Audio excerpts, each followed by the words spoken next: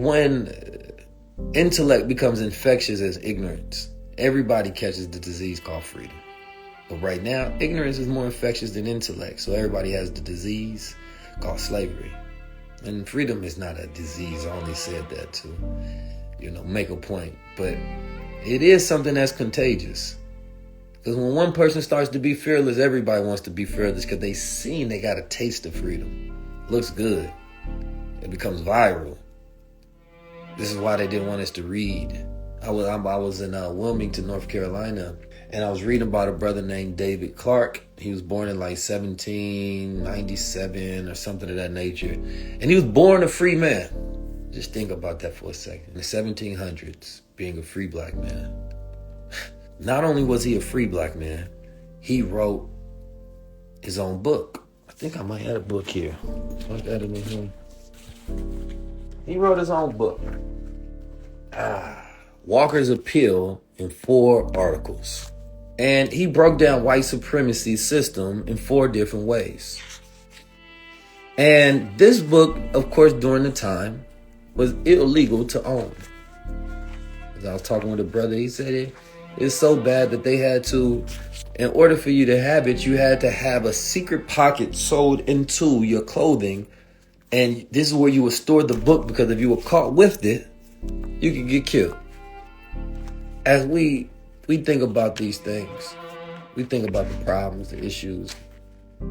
It's not the first time we've been working on dismantling the system that has always been cruel to the Negro, to the black gods. He was a free man that wrote a book, and his power was his mind. His power was the literature. And he grew up in a town that had their own political system. They had a fusionist party. They had black political power.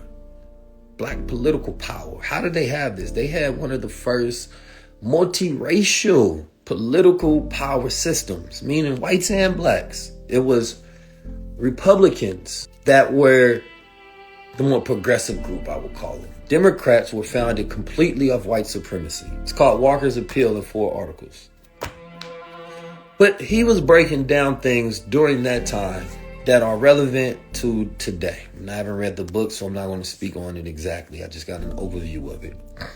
Now, of course, he met an untimely demise.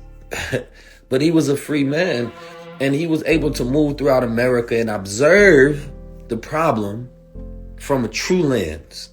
And he wrote from that lens. And, he's seen the world at a time where he may have had friends that were slaves.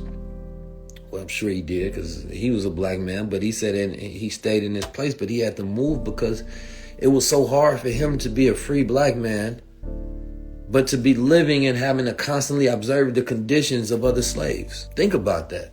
His name is David Walker. Think about how would that feel? And how does that feel now today? When you know the truth and you observe the truth and you are free yourself, but your family's still slaves. And not only that, they willing slaves today. We're consented slaves. Because we become slaves when we don't control our mind and our will. So sometimes we slave to what we eat. We slave to our desires, right? We become slaves to jobs, right? We become slaves to our trauma. We become slaves to our distractions. We become slaves to so many different things. And imagine you break free from all of the servitude today. Imagine you break free and you have control and will, and you can see the world for what it is, and you can see past the illusions of smoke in the mirrors. You feel good for a second. You finally broke free, but then you want to go talk to your family and you realize they're still slaves. And then a rush of sadness starts to hit you, because you realize you're more lonely now being free than you were a slave. You have more companionship in slavery than you have in freedom, because everybody don't want to be free. People look at you crazy for talking free, acting free, walking free, thinking free. And because they don't know that they are slaves often, the very things tools that they use to confine you. Think about how we've done in the hood. The person that talks too smart, the person that speaks with too high level of a vocabulary, you acting white. The person that's eating too much, eating healthy foods. The person that's breaking from the religious system that they believe is part of the caste system to keep them down. All of a sudden they free themselves, and the slaves start to revolt against them. Now, when he wrote this book, this was one of the same books that inspired Nat Turner. Nat Turner read this, he had to have a slave revolt because he wanted to taste freedom. And he knew freedom required sacrifice. It required you to fight for it. And then his passion became viral. It affected the other slaves, and everybody wanted to revolt and fight. But each one of them had a job. He had the job of writing the book. Nat Turner had the job of creating the insurrection. And today, both those men still inspire those who want to be free today. So you see, the roles that we play are not as insignificant as you may think that they are. Your life means more. We can be talking about you 100 years from now, how you're continuing to inspire, and your demonstration is leading the way for others to continue the legacy of freedom. You get to choose in life whether you want to die a slave or die a free man. When you talk about being a free man, it doesn't require you to live a long life, because any life, whether you have lived 10 days being free, is better than 100 years being a slave, because that's the only true living. As a slave, you're only waiting to die. As a free man, you're experiencing real life. You get to make that choice every day. It's not an easy choice to make, right? It's a choice that requires you to be fearless. It's a choice that requires you to say, y'all not gonna like what I gotta do. Y'all not gonna like how I'm gonna dress. I'm gonna end up dressing different than y'all now. I feel like, I was only dressing like that because I was a slave to your opinions. I was a slave towards, my insecurities. You're a slave towards capitalism. You're a slave to your environments and having to integrate and fit in. And now you say, I don't want to do that. I'm going to move how I move. I want to talk like this now. I'm interested in these things. Hey, I'm going to 19 Keys high-level conversation. Y'all coming? No, we going to the club. Okay. Fine. Well, I'm still going to do what I want to do. Why? Because I'm free. We get to tap into people who want to be free. We get to tap into people who are free. People who want to live free. People who want to tap in and be themselves, regardless if the rest of the world agrees or not. I wasn't always popular. The world didn't always agree with this masculine black man talking about his God and pushing consciousness on the culture. Nah, but I had to be free to help free others. This wasn't always a popular thing to do, and it's still not in many circles, but we've made some inroads, right? We have to be very clever on our way and learning how to strategize. There's people that call me today, they first time watching High Level, and they like, bro, I'm so surprised. Oh my God, I don't know how I didn't watch this before. But this is brilliance. And they have to take a step back and they have to calculate, how is this brother doing this? Everything we do is independent. Ain't nobody paying me. You know what I'm saying? How you doing this? Because I traveled, I took the road less traveled. And that journey has been rewarding. And it strengthens that part of my mind that knows how to be free, because freedom is a way of life. Freedom is a skill. Once you escape, you have to learn how to stay free, right? Because your habits are your masters, and your habits can make you a slave to your lower self or your higher self. So you have to be careful when you serve that master, because they can control you and you can be doing things you don't want to do. So you have to be fully integrated with self, because the unaware part of yourself can be controlling and you not realize it. So we have to learn to have that power, and that power comes from self-awareness and stillness and silence and studying oneself and the customization of self. And when you customize self, you know why you do things, why you are things. Now you get to a point where you can start changing your reality. And I talked to a brother today, and he was saying, I got all these thoughts in my head, and I don't know, I don't know how to say this, I don't know how to do this. I said, wait, stop it, brother, stop it. What you need to learn how to do is take them out your head and put them on paper. Put them in front of you where you can see them and you can control your thoughts. Why allow your mind to be so stuck all the time? No. Put them in front of you. Put out your grand visions. Don't walk around with this idea of your potential being great. That doesn't mean nothing. Whether you're a boy or you're a 100-year-old man, If you fantasizing about your potential, you're not living at all. I don't want to hear no man or woman fantasize about their potential. What you're capable of, how nobody knows how great you are, how nobody sees it. That brings nothing into reality. That doesn't make the universe form and bring, change matter and put energy into things and conjure them into existence. No. You got to put it pen to paper. You have to write it down. You have to work it out. That one that's working it out, tell me what you're working on, not what you think you are, not your potential.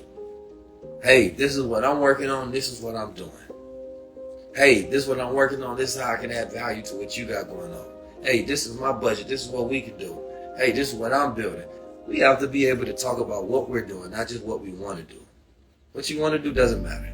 It's an idea, and everybody in the world has a brain, which means that everybody has the ability to come with those ideas as well.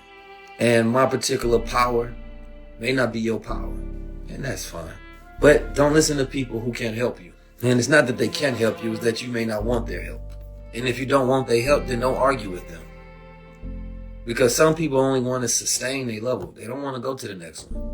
And so sometimes we're so clever, we oppress ourselves because we can justify every single reason that we're right. And we need to jump outside of our right, and we need to find out why we're wrong. We need to sacrifice our mind and how clever we think we are so we can get results that we haven't gotten. And if you're not willing to submit and sacrifice your own ego, pride, or so-called intelligence that you've manufactured that makes you who you are, and you follow that because that's part of your identity, and you need to hold on to it, because if you let go of this, then the world that you've carefully crafted, right, starts to fall because it's not really based on true foundation. Shut up and listen is a very powerful thing. I've learned to do it when I was a child so much because I was forced to take orders. And when you learn how to take orders, you learn how to follow. And when you learn how to follow, you learn how to lead. And I'm at this point now where I know for a fact I don't know nothing. I don't know everything. I want to go to the next level in my own endeavors. You think I need to just listen to me? Hell no, I need to be consulted. And somebody might say something, I don't know about that. But that's exactly why I should follow. I don't know about that. I am inexperienced in your suggestions. It goes against my thought process. And as long as it don't go against my morals, as long as it might be a different strategy, it may not make me comfortable to do. But I know damn right it's going to get me results that I haven't gotten. See, the illusion the illusion, right, that most people get caught up in. They study, they learn, they reflect. They get all this great wisdom and insight. And the moment you think you know something, you have become the most ignorant that you've ever been in your life. The moment you start, I know it, you've become so ignorant. It's the wisdom only comes in moments of reflecting on what you don't know. Use what you know. Expire that energy and go and realize how much you don't know. That's the great journey. The great journey of figuring out how much you don't know. Not the journey of how much do I know. Nobody cares. It doesn't matter. It's the great journey of what you don't know. Working with people who know what you don't know. Learning things what you don't know. It's the great journey of what I don't know. What don't I know? Because what you don't know represents what you can't do. And it also represents who you can't become.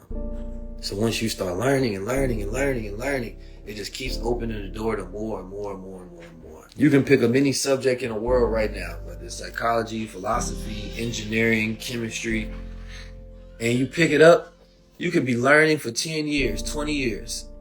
You still know about this much of that subject, comparatively. Now, that doesn't say you can't use that information and you can't use that knowledge and go about doing amazing things. But the moment you think you know something, you stop learning and you close the door on your opportunity of growth. So we have to be willing to always submit. And we have to stop trying to create such an identity out of the lack and colorize and beautify our lack. It's amazing to be grateful. It's amazing to have appreciation because that can bring one's joy. And if you don't want anything, you don't have anything, you are successful. But once you say, I want this, I want that, once you have this earning and this longing for things that you have not received and you don't have, then you are saying that I am ignorant and I need to learn and I need to do something.